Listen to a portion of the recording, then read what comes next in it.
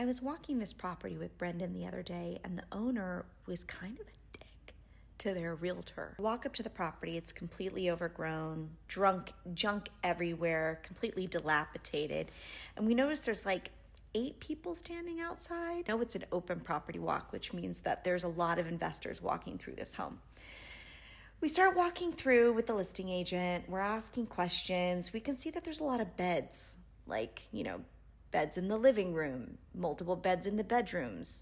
Basically, wherever they could stick a bed, they stuck a bed. So one of the rooms we go into, the homeowner happens to be there, and Brendan's asking like, oh, what's the situation with the tenants? They kind of have to factor that in because they need to know like, okay, are we going to do a cash for keys, which is where you pay the tenant extra money to vacate the property instead of having to go through a long and expensive eviction process, because the sooner the investor can get in to start fixing up the property, the better. Whether or not the tenants are leaving is like a major factor in buying a property. So he asked the listing agent, what's the deal with the tenants? Are they leaving? He's like, I don't know. I'll ask the homeowner. He goes to ask the homeowner, hey, what's the situation with the tenants? Do they plan on leaving?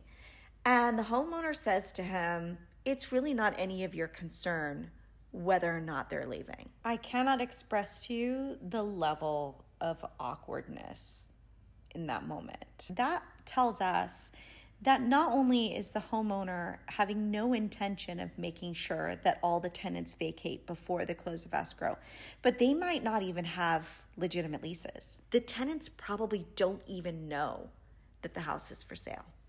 But yeah, I'd like to say that's the strangest thing that's ever happened, but it's definitely not.